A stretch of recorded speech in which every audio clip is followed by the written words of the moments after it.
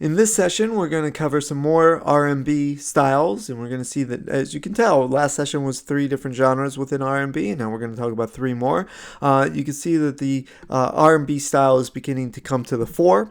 R&B is not a single style, obviously, and we'll talk more about that label today. Obviously, part of it is simply a chart designation that you have. The 3 charts now have moved from pop and hillbilly and race records to pop, country and western, and R&B, and we'll talk about the formation of that term today. But R&B is not only that it's splintering, that black music in general is splintering into more and more genres that relate to each other in various ways. It's also that it's becoming more and more popular among buying audiences, purchasers, not just black audiences, but white audiences as well.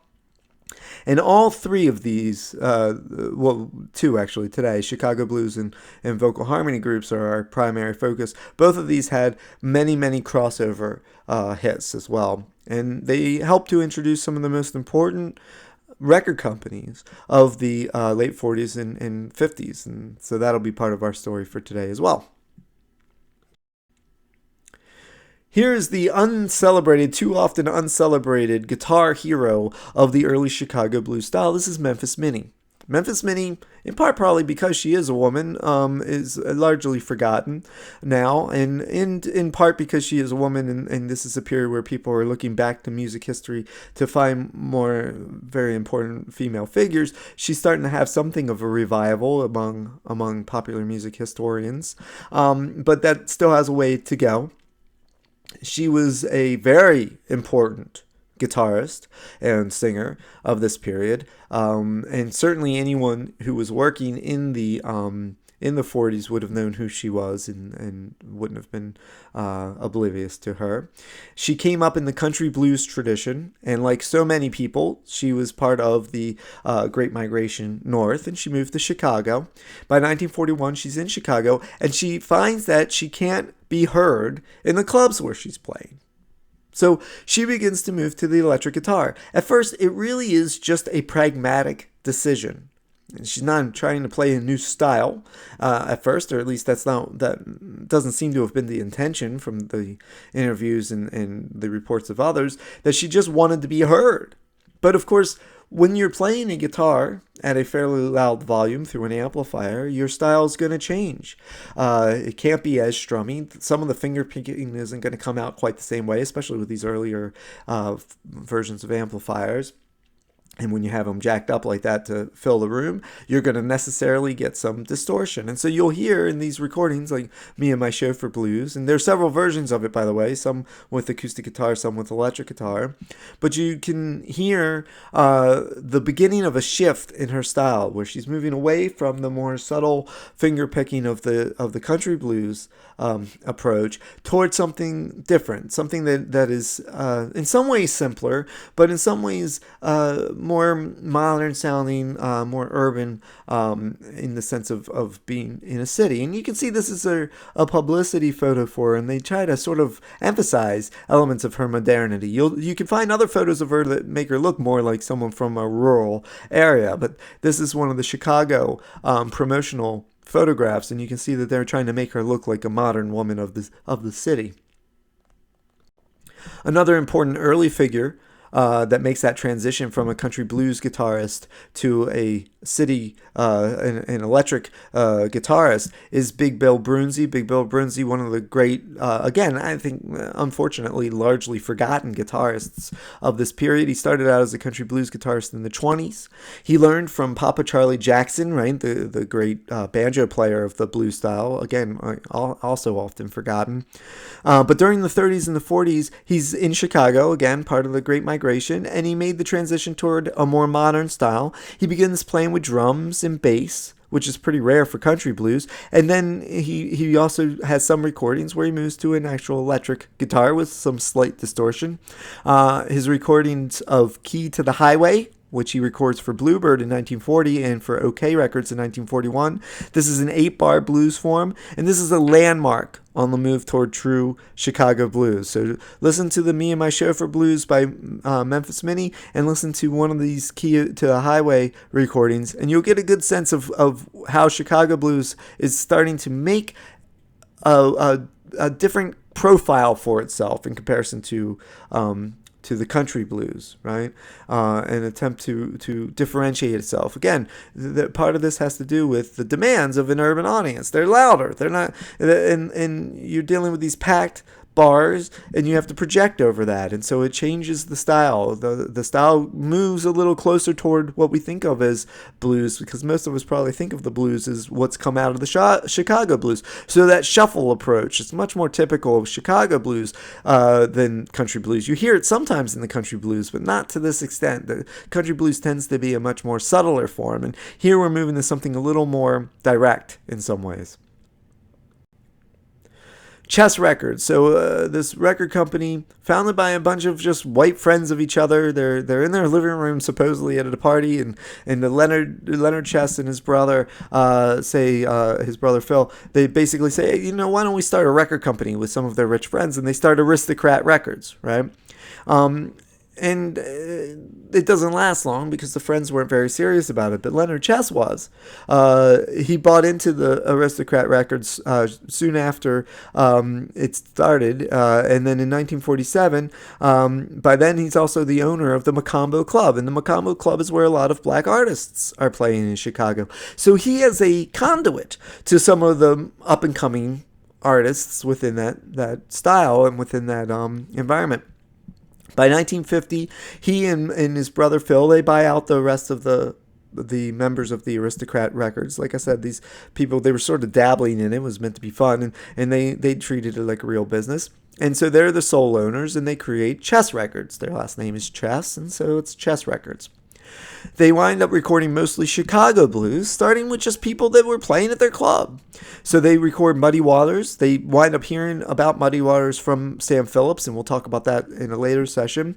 They wind up hearing about Howlin' Wolf from Sam Phillips. Muddy Waters, they came across Muddy Waters because Muddy Waters moved to Chicago, and we'll talk about why in a moment, but that's when they met up with him, and he was playing at their club. And then other greats, Little Walter Jacobs, the amazing harmonica player, and then Willie Dixon. Willie Dixon's actually incredibly important in the history of Chess Records, because they hire him as an arranger, as a recording engineer, as a composer. So he's very involved. He's almost the third Chess brother in a sense, right?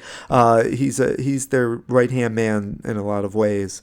And they pay a little better than some of the other local record companies, and the people that record for them are very loyal. So, for instance, in the 1960s, when a lot of people have forgotten about some of this music, but it's having a revival owing to the Rolling Stones. And in the early 60s, the Rolling Stones come to Chicago. And who's there painting the hallways to Chess Records? It's Muddy Waters, right? So this famous guitarist is revered because his career was no longer on the pop charts. He was no longer really making hit singles. He still works for Chess Records and is still involved. It was not exactly a family business, but they were pretty tight-knit. And you can see Etta James in the top photograph with the Chess brothers. Etta James, of course, the great blues singer with several hits that I'm sure you would recognize. So they have a very enviable roster, Chess Records. Etta James there in the left-hand corner. Above her, I have Little Walter Jacob. You have Howlin' Wolf, Muddy Waters. Chuck Berry first started recording with them, and so did Bo Diddley. So it's an enviable roster. It's a lot of really people that we consider now to be heavy hitters within the beginnings of rock and roll. Of course, Etta James with that song At Last. I'm sure you've heard 1,000 versions of that, and Beyonce did a version of it and so on, but I think it's kind of hard to match. Even for Beyonce, it's kind of hard to match the original when it comes to that particular song. And a lot of the people, like I said, the Rolling Stones and a lot of the early 60s artists that start to look back on this age as sort of a golden era for early recording, these are the artists, of course, that they're interested in. And think about the Beatles covering Chuck Berry, and of course the Rolling Stones covering Muddy Waters, and eventually, so many of those British bands covering Howlin' Wolf. In my opinion, none of them doing justice to Howlin' Wolf, right? He's one of the great artists, and we'll talk about him in just a moment. So there's Willie Dixon on the bass, right? He's a very important artist and songwriter and producer at Chess Records, and he's there with Muddy Waters right below him, and to the side is Buddy Guy. So two of the best. Buddy Guy, of course, an amazing guitarist. Muddy Waters is a good guitarist. Buddy Guy is an amazing guitarist. So we're talking about some pretty serious, heavy-hitting musicians. Muddy Waters is a great all sorts of other things. He's a great singer and a great songwriter, but his guitar playing is good. But Buddy Guy is a truly great guitarist. All of them working at Chess Records. Muddy Waters, the so-called father of Chicago blues. Obviously, we've seen that's not true. The Chicago blues sound is coming out of Memphis Minnie and Big Bill Broonzy, but certainly the person to popularize it, to make it something on the national scene in a more fully ensconced fashion, I suppose, would be Muddy Waters. Now, he grew up on the Stovall Plantation near Clarksdale in Mississippi, and he had a juke joint, right? He ran his own little bar, basically, and he had a jukebox in the bar, and he would play gigs there and so on. He was playing the country blues style, solo guitar, singing along with it, playing with the finger picking and all that. He played more or less in the style of Son House and Robert Johnson. Now, Alan Lomax comes to town. Alan Lomax was working, and we're going to talk about him again. I'm pretty sure we've already mentioned him, but if not, we'll certainly talk about him again. He was working for the Library of Congress. He got a grant during the Roosevelt administration. He got a grant first in the 30s, and then more later, to go around the country recording these rural musicians, these musicians in the country who were semi-professional or even professional and sometimes amateurs, who were not going to be recorded in the standard way. They weren't professionals in that sense, not as recording artists, right? And that was very typical even into the 30s, that if you were a recording artist, you probably lived in the North, even if you came originally from the South. Nashville, by this point, by the early 40s, is only beginning to become a real center of music for country music. There are a handful of professional recording studios in the South, but they're still fairly new. When we get to the early, here we have Chess Records, is not in the South, that's in Chicago, and we're going to see in Memphis there's a recording studio, Sun Records, in the late 40s, early 50s, and more of them start to show up in the 50s. We'll talk about Cosimo Matassa's New Orleans studio, but they're pretty few and far between. If you want to be a recording artist, you're probably in the North. At any rate, so Alan Lomax is going throughout. He's paid by the government to go out and record these people, preserving these songs basically for the Library of Congress for posterity, because it's this idea that history is going to be eroded as the country becomes more and more urban. All these old traditional forms of music, what they're considering widely as being folk music, is going to disappear. I mentioned Lomax before, by the way, when we were talking about Jelly Roll Morton, and I mentioned that Jelly Roll Morton made a series of really interesting recordings for him where he talks and plays. So, and that's the case here with Muddy Waters too. Lomax interviews him for part of it. Now, this is 1941, and he plays for it. And one of the things, he gets a free copy, of course, and he puts it in his own jukebox. And he starts to think that, well, this maybe could be a real career path for me, because people are into the record and they want the record and so on. So he decides to up and move. He's got a full career, but he ups and he moves to Chicago in 1943, and he begins playing electric guitar, and he's recording by 46. So his band in the early 50s is one of the most amazing Chicago blues, electric blues bands in the history of the genre. You have Little Walter on the harmonica, who really invents the blues approach to harmonica, Jimmy Rogers on guitar, Elgin Evans on drums, Otis Spann, the amazing pianist, and Willie Dixon on bass.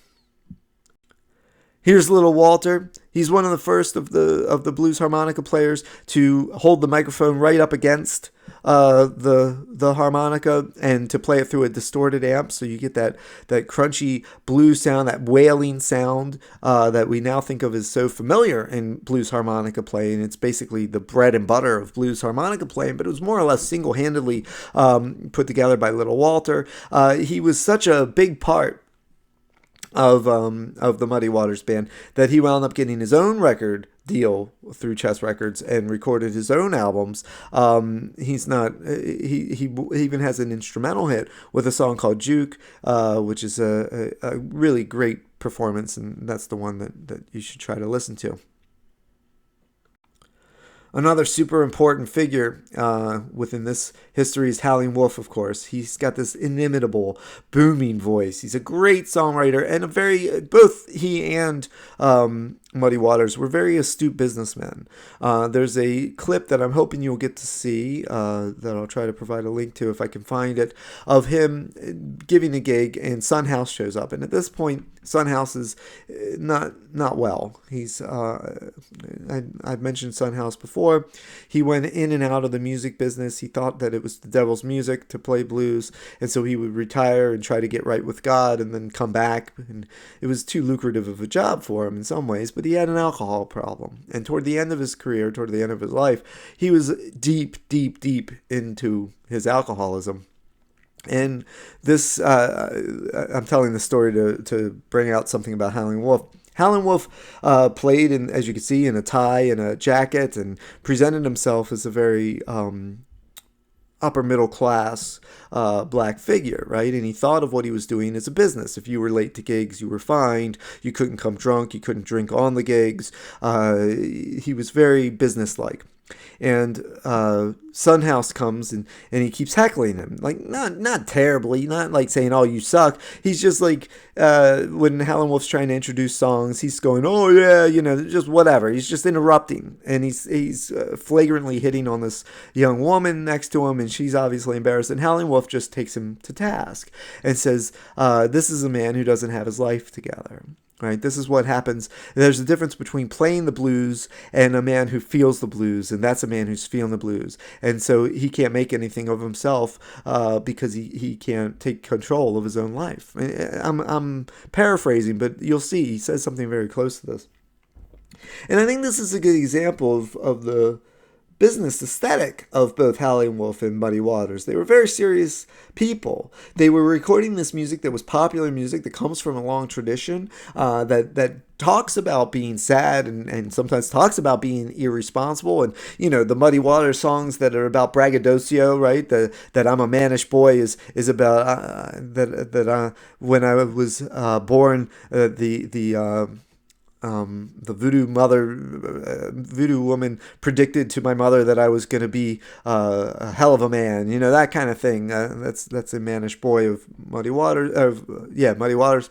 Howlin' Wolf has some similar songs that are like this braggadocio and songs about drinking and so on sometimes, but that's not how they live. Right, they live in this humble, business-like manner, and they're very serious musicians, and Howlin' Wolf had a problem with people who were alcoholics or less serious about their business. He had wrote a string of blues standards, including Smokestack Lightning, Killing Floor, Spoonful, right? Spoonful's basically about cocaine. He never did cocaine. He's not depicting his own life. He's depicting this image of people down on their luck. Not necessarily black people. That's not the nature of the song. It's about people who are suffering, people who are giving into things that he thinks maybe they ought not to. He learned guitar directly from Charlie Patton, so he has a connection to the beginnings of country blues. He's influenced by Leroy Carr, and some of that approach to singing, phrasing comes out, but of course his voice isn't smooth like that. He was also very influenced, perhaps this is surprising, by Jimmy Rogers, the early country singer, but he claims to have turned the yodel of Jimmy Rogers into a howl, thus Howling Wolf. 1951, he releases his first single on Chess Records, but it was recorded by Sam Phillips at Sun Studios in Memphis, and that's How Many More Times and Moaning at Midnight. And we'll come back to Sam Phillips soon, but for now, try to listen to some Howling Wolf. It's around this time also that we're dealing with the rise of modern gospel music. We mentioned Thomas Dorsey before when he was playing his Georgia Tom. Back then, he was playing with the guitarist Tampa Red, and they had a huge hit with the song Tight Like That in 1928. Tight Like That, it's not a particularly dirty song, but it's about sex, and you can figure out it's about sex. And it was a very popular song because it's sort of a wink, wink, nudge, nudge kind of song about sex. But in August of 32, Dorsey's wife and his newborn son die. He's in a great deal of grief. He's even considering suicide briefly. And he prays and studies the Bible, and he's looking for a way to not feel so bad. And he winds up writing a song, Precious Lord, Take My Hand, which is, of course, one of the great modern gospel standards. And so his gospel music's very different from gospel music before that. The gospel music before that was basically hymns that were adapted in various ways. And what he does is he is adding more jazz and blues elements, and it's more of a focus on the individual personal relationship with God rather than this sort of corporate or group relationship with God that's typical of more traditional hymns. He had a hard time at first finding a publisher. People were like, religious music. It's going to sell in a very limited fashion, especially when you're trying to make popular music into religious music. That kind of crossover, people just didn't think would work. So he just creates his own publishing company, and he makes the first black gospel music publishing company, which is Dorsey House of Music. He then founded a choir and the National Convention of Gospel Choir. So he has his own choir. He's touring, singing out of a church, and so on. And then he founds the National Convention of Gospel Choirs, which is just a big association of various choirs, and they have competitions and conferences, basically group meets where they get together and sing for each other and share materials and all that kind of thing. So he is the major figure. He's known as the father of gospel music, right? In 1932 up through the 70s, he's the music director at Pilgrim Baptist Church in Chicago, one of the most important black churches in Chicago. And then in February of 1937, we find the earliest recording, right? So 5 years after it was written, the earliest recording of Precious Lord by the Heavenly Gospel Singers. And what a good idea would be to listen to that and then follow that up with some later recordings that we'll talk about in a moment. Another hugely important figure on the gospel scene is Sister Rosetta Tharpe. Again, too often forgotten. Another female guitar hero. Right? I don't think it matters what I think. It is evident that far too often we forget some of the really important early female guitarists. There's Maybelle Carter, who single-handedly invented the country approach to guitar much more than her male counterpart Jimmy Rogers ever did or could. The whole Carter scratch thing. And then we talked about Memphis Minnie, who really is the beginning of the line of Chicago blues. And here we have Rosetta Tharpe, who is very significantly influential, not just on gospel guitar, but also on rock and roll. So she's a blues and gospel singer. She comes to prominence in the late 30s and 40s as the first popular gospel solo artist. So before Mahalia Jackson, there was Sister Rosetta Tharpe. She is a true innovator on the guitar, a true guitar hero. You can see she's there playing a electric guitar, not just an amplified acoustic guitar, but a true electric guitar. She's one of the first to exploit distortion on the electric guitar, not just use it as something that comes up because you're trying to play loud through an amp that can't handle it, but doing it on purpose and using it as a sound effect, basically. She had a huge influence on later guitarists like Chuck Berry, Muddy Waters, and Jeff Beck. And she's sometimes referred to as the godmother of rock and roll, for good reason. And you'll hear when you listen to 1938's Rock Me, right? Before there was a Muddy Waters recording in Chicago, you have Rock Me in 38. Listen to that, and you'll hear her approach to the guitar. This Train from 39. By the 40s, she has the backing of a rather large band, and then you have albums like Down by the Riverside, or songs like Down by the Riverside, which is one of my favorites from 1944. Her pop approach to gospel was very controversial with some religious conservatives. They thought what she was doing was bringing the devil's music to the Lord, and that this was a real problem. And that's partly why I don't think she's as celebrated as she ought to be. Because there was so much controversy surrounding her music at first. She didn't appeal to the really conservative religious crowd the way that Mahalia Jackson will, and we'll talk about her in a second. She really is a crossover artist in the sense that she's not only crossing over from black to white audiences, but she's mixing genres. Pre-rock and roll, jump blues, Chicago blues, this distorted approach to guitar and gospel. It's a very different approach to music than people had really heard at the time. So she's one of the first gospel singers to have a significant crossover success. One of her major hits was Strange Things Happening Every Day from 44-45, and this is the first true gospel crossover. It was number 2 on the Race Records chart. So we're still talking about, at that time, Race Records and then Harlem Hit Parade, and eventually we'll get the R&B chart, which we're coming up to that discussion in just a second. The huge gospel artist, of course, is Mahalia Jackson, the highly revered Mahalia Jackson, amazing singer, just an unmistakable tone and unmistakable approach to melody. She's the queen of gospel. She grew up singing in the church in New Orleans. In 1931, she moves to Chicago as part of the Great Migration. She met Thomas Dorsey and became his protege. They toured for 5 years, starting in 1939 together. And she refused throughout her career to sing secular music. She was offered many lucrative offers to sing secular music. She could have easily had a huge crossover career in that sense, in the Sister Rosetta Tharpe sense. But she refused to. Even when she sang with Ellington, she sang on one of his religiously oriented suites, really. She sang a song within the suite.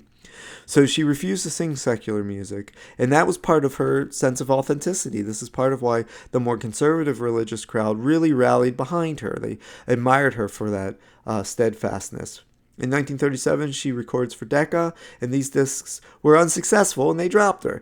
But by 1947, she signs with Apollo Records and produces I Will Move Up a Little Higher in 1948, and it's so popular that stores kept running out of copies. It sold 8 million, and again, remember that figures are not great from these times, so it probably sold a good deal more than 8 million. She had a string of hits after that, including, of course, Amazing Grace, her version of that, very celebrated, from 1947, and His Eye is on the Sparrow from 1951. That was a big hit for her. In 1954, she signs with Columbia Records, and then she records a version, the classic version, of Dorsey's Take My Hand, Precious Lord.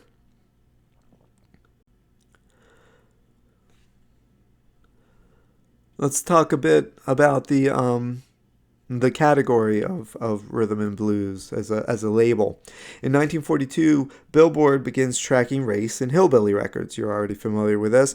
And they use the notion of hillbilly records. They begin calling it Western and race. So there's Western for hillbilly and race stays the same. But then in 1949, Jerry Wexler of Billboard begins to use the term rhythm and blues as a marketing term that he finds preferable to race records. In 1949, the term replaced the Harlem Hit Parade toward the end of 1949 for black music discussed on Billboard charts. So you can see we moved from race records to Harlem Hit Parade to rhythm and blues. To some extent, depending on the exact year, you sometimes have other labels that come in and out, but rhythm and blues becomes the more acceptable version. So you have Western Hillbilly, which of course becomes country and Western. So all that's in the late 40s. 1949, Paul Williams has a hit with the instrumental tune The Hucklebuck. And this is a tune that inspires a kind of raunchy dance. It went to number 1 on the R&B chart, and it stayed there near the top for nearly a year, and that never happens again. And it's worth hearing the instrumental music that maintains a popular stance through these years. It's much more rare in the later 40s and 50s, but it does happen. Then, of course, in 1951, Jimmy Forrest records Night Train, which charts in 1952, another instrumental hit. It's often used in stripper and bawdy dances and so on in films and in real life. So a lot of the burlesque shows will use Night Train as a song to accompany the striptease, right? So you'll recognize it if you listen to it. So notice the early R&B hits are both instrumental hits here. So there's an instrumental presence to this. But the groups that really make an impact are the harmony groups. And there were several important R&B artists, early artists, that were part of harmony groups. Several of these groups were named after birds. That became popular for a while. The Orioles, that's one of my favorites. The Crows, the Larks, the Penguins, the Ravens, the Wrens were another amazing group. And the Flamingos, a lot of people love the Flamingos. One of the most important was Bill Ward and the Dominoes. And they released the song in 1951, 60 Minute Man, which is a very undisguised song about sex. 60 minutes is how long he lasts making love, right? And he goes into some detail in describing it, that there's 10 minutes of squeezing, 10 minutes of pleasing, 20 minutes of squeezing, 20 minutes of pleasing, 20 minutes of blowing my top, right? Which doesn't sound particularly healthy. At any rate, it's a very thinly disguised reference to sex, to have sex. This was released on Federal Records, and it was number one on the R&B charts for 14 weeks, which is very impressive. And especially considering its subject matter, it was a crossover record, and that's impressive. It was number 17 on the pop charts, and partly because it was so widely understood to be dirty, it was one of the songs of this era that didn't get a cover version that became more famous than the original. And we'll see soon that was very typical of this period. But that didn't happen so much with this record. This record was famous in its original form. Another important artist from this period in this style is Big Mama Thornton, who recorded Hound Dog in 1952 on Peacock Records, and that was number one for 7 weeks. It sold over 500,000. It was their only real hit, and this was the first hit written by the songwriting team, Jerry Lieber and Mike Stoller. And they're not, they really admired black music, and they wanted to write black music, and so this was their chance to do that. At first, Mama Thornton really sang it as though it were the kind of novelty tune that it really kind of is. It really is a kind of novelty tune. Anyone who knows Hound Dog knows that. But they encouraged her to sing it more in the way that she sung her other things, to kind of make it a little more involved with the growls and the kind of overblown approach to vocalizing and so on. She still had her band. She instructed her band to do some barks and things that make it still a novelty tune. And they weren't at first that crazy about that, but it was a hit for her and for them, and it was their first hit and really helped establish their career. So they have a lot to thank Big Mama Thornton for. They didn't work with her much after that, and as you know, the very, very famous version of Hound Dog is, of course, by Elvis Presley, and they, throughout their career, more or less disparaged the Elvis version and felt that they got a better reading from Big Mama Thornton, but it was Elvis that helped make them super famous, and we're going to come back to them. They're a very important songwriting team. Another important element here of R&B is, of course, Atlantic Records. In 1944, Nasuhi and Ahmet Erdogan stayed in the U.S. after their father, the first ambassador from Turkey, died, right? So he died, and the family thought about moving back to Turkey, but they didn't want to go. They wanted to stay in the U.S., in part because they were becoming very entrenched in U.S. popular culture, and they were interested in trying to find careers in that. By October of 1947, Ahmet and Herb Abramson, who worked as the A&R man for National Records, they found a new record company, Atlantic Records, and they start releasing records in January of 48, and they focus at first on modern jazz, and that's their mainstay of their early recordings was jazz. And Atlantic Records, of course, is a very important label for jazz throughout these decades. But then they had their first hit pretty much as an accident. This New Orleans distributor was looking for an out-of-print recording of Drinking Wine Spodiote by Stick McGee. Now, this was not a super popular song. They were looking to reissue it.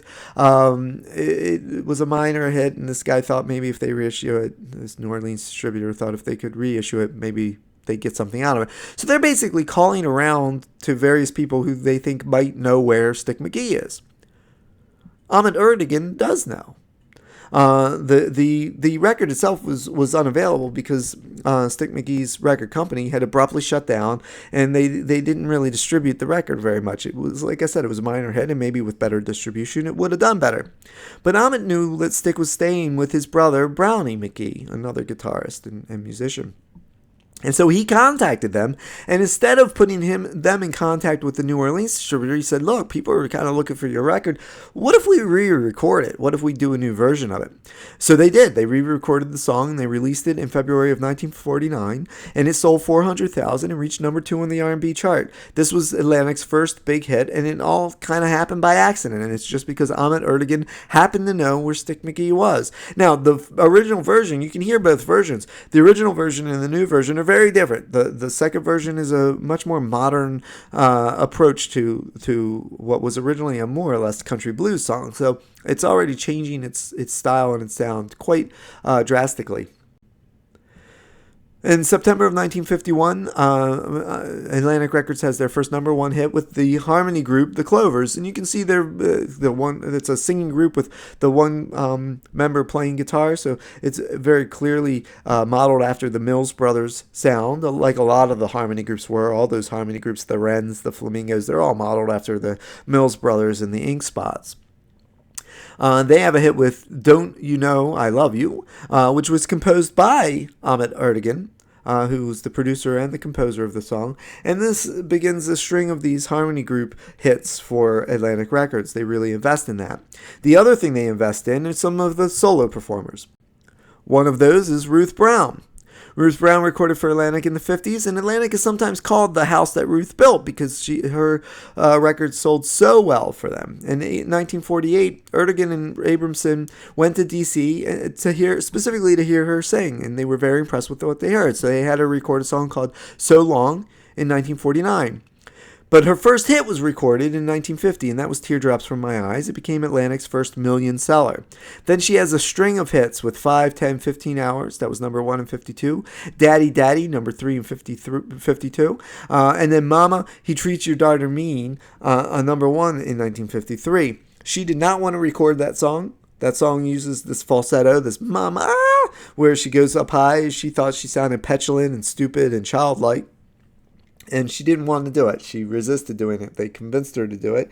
And it was a huge, huge hit for her. It's the one that if you hear a best of, it's always the main featured song from Ruth Brown. If you hear a best of the 1950s, it's often included, and it would be her only song included usually in those kinds of collections. It was a huge hit for her, and she kind of resented it to some extent. She did not enjoy singing that song. She thought it was childish and stupid. But it is, like so many of the early R&B and rock and roll songs, it has a novelty edge to it with those mamas that helped make it sell, it stuck in people's ears, and so people would buy it. So that was a major part of her career.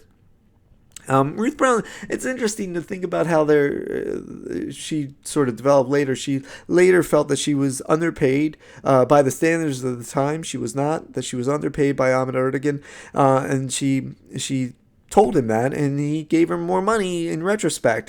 So he tried for the most part. He was a very shrewd businessman. He made sure that his contracts were rock solid and so on. But at the same time, he was one of the more, I think, caring, along with the Chess brothers to some extent, record executives. Not everyone feels that way about Ahmet Ertegun. It depends on who you talk to, what interviews you read. But I think that's an interesting relationship that he had with Ruth Brown. One of his most significant performers, of course, was Ray Charles, 1952. Charles signs to Atlantic, and he's really considered the beginning of the Southern Soul sound. He has hits with I Got a Woman in 1954, and then the amazing What I'd Say in 1959, which was released in 2 parts because it's a long recording. This is often considered one of the first soul recordings. It's very influenced by the gospel sound, but of course it was very controversial when it was performed on radio, because it has basically the simulation of a sex act, with the long section where he's singing "oh," and then the female singers behind him sing "oh," and they go back and forth. Listen to it; it's an amazing record. We're going to talk about it again later when we get to the early '60s next semester, and I'll go into it in more detail then. But for now, listen to "At Least I Got a Woman" from '54. This is the beginning of that Southern soul sound, and it's the sound that he's going to take when he leaves Atlantic and goes elsewhere, as we'll talk about next semester. Then you have the Drifters, 1953. The Drifters are signed to Atlantic Records with Clyde McPhatter as the lead singer. They had an immediate hit with the song Money Honey. Some of their songs were controversial, such as Such a Night, which was banned in Detroit, and Honey Love, which was banned in Memphis. But they were both number one hits, and Clyde McPhatter, a very celebrated lead singer of these harmony groups. Finally, for today's session, we'll talk a little bit about Tom Dowd. A huge part of the success of Atlantic Records had to do with Tom Dowd. He was a recording engineer and producer. He plays a huge role in Atlantic. He produced more hits than George Martin and Phil Spector combined, right? Two of the most famous producers of rock and roll, George Martin for the Beatles, Phil Spector for all those girl groups in the early 60s, and Tom Dowd produced more hits than them combined. In 1953, because of Dowd, Atlantic became the first to release stereo recordings. Tom Dowd really pushed them in that direction on the binaural system, which required special phonographs with dual needles. Single needles stereo players appeared in 1958, so this was an early stereo innovation. Atlantic was also the first to install the 8-track recorder developed by Ampex, and so that allowed them to record 8 separate tracks for a recording, so allowing for overdubs of more complexity. And Bobby Darin's Splish Splash, stupid song, of course, from 1958, Splish Splash, I Was Taking a Bath, you might have heard it, another novelty song, but that was the first record to use this technology. So Tom Dowd is one of those figures I want you to know about, even though he's not one of the recording artists. He's one of the producers behind the sound that really came to define the 50s and the early 60s. That's it for this session. I'll see you the next.